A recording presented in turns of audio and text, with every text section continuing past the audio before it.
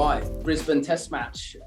I did think that morning it was probably more of a bowl first wicket, sort of morning as well conditions. But then hearing Pat Cummins, I think he had the same sort of psyche to say, well, we're going to get in, we're going to take it on, and hopefully, get through that first couple of hours. And if you get through that, as you know, it does get easier. But a tough one for Joe first up, and I think he was trying to, assert his authority a bit in that and take a bit of responsibility by batting first. No, you're right, and actually watching it back as well, I suppose the first day sort of brings you right back as well. Actually remembering how good Hazelwood and Cummins were in England recently as well, the areas they hit, and if there's anything in the pitch, they find it, and the lengths are incredible. And like I said, Stark, maybe goes for the odd run, but he's a wicket taker at the right time as well, and obviously a great angle, and also creates the rough as we saw into the fourth innings for Lyon as well, which is actually goes under the radar of how important he is to Lyon and the whole dynamics of that bowling unit as well. But yeah, I thought the way that they executed was amazing. Even if it was a flat wicket, Hazelwood just doesn't leave the top of off,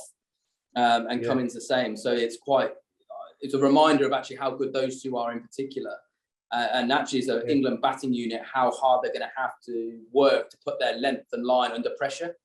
I think Butler tried his hardest. He was very aggressive to try and put them under a bit of pressure. But early, it was very hard for the England players or batsmen to put them back under any pressure. It just sort of was relentless around that top of off.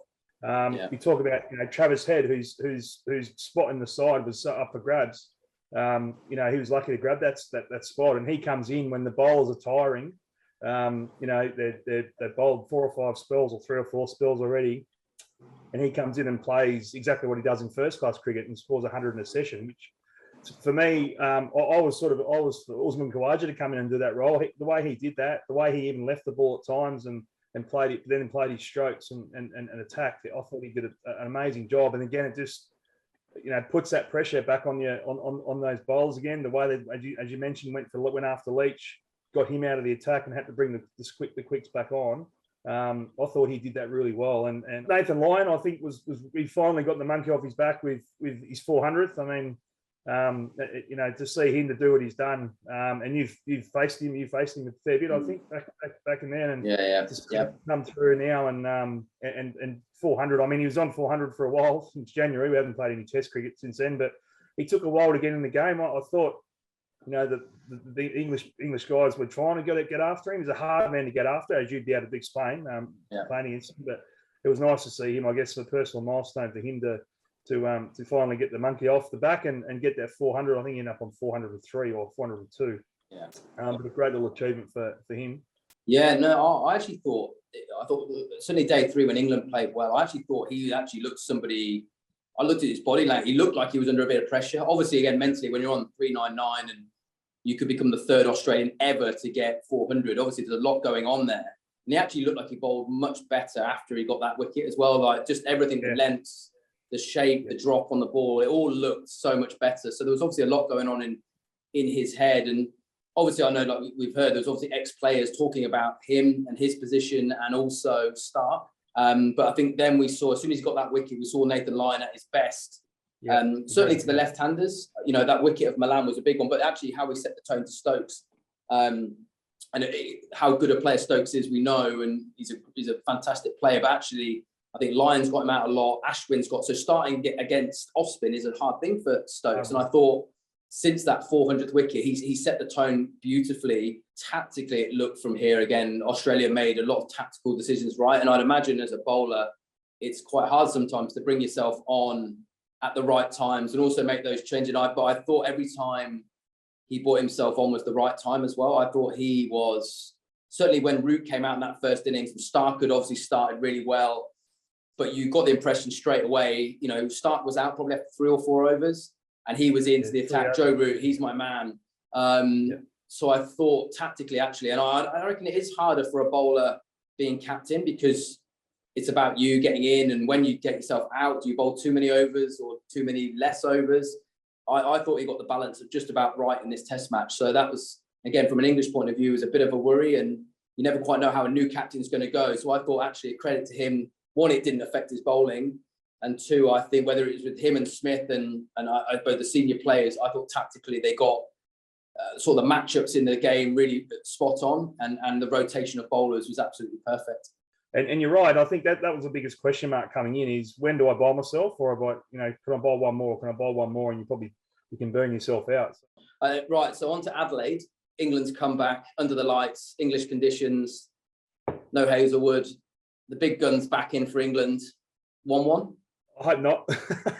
But yeah, I think honestly, I think the thing you've got to think about here as well that the conditions are going to be similar to your conditions. We know what Jimmy's done. And others in the bowling unit, but what he's done with the pink ball here before.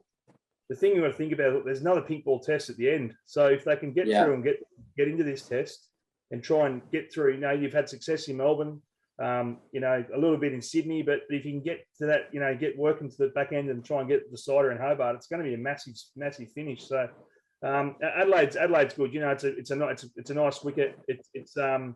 It's crucial the timing when you bowl over there, isn't it? Like you've got to get through, day one hopefully and get through that. But even that, when that sun sort of goes down and dusk comes over, it's almost like the grass stands up, and you see a lot of the times they've played it in Adelaide, the Test matches have been there, is that the batters feel like they're in, might be 60, 70, 80, or even past 100. When that dusk comes, all of a sudden the ball starts zipping around a bit more. So it's going to be fascinating, and we're going in with, we're going to miss a big gun obviously with Hazelwood, but I am fascinated to see Jimmy and even Brody come in and see what they can do, and it's going to be interesting to see who Australia replace Hazelwood with, because his pink ball numbers are phenomenal as well, but they're not going to have him, so it's going to be a big decision to see where they go with that.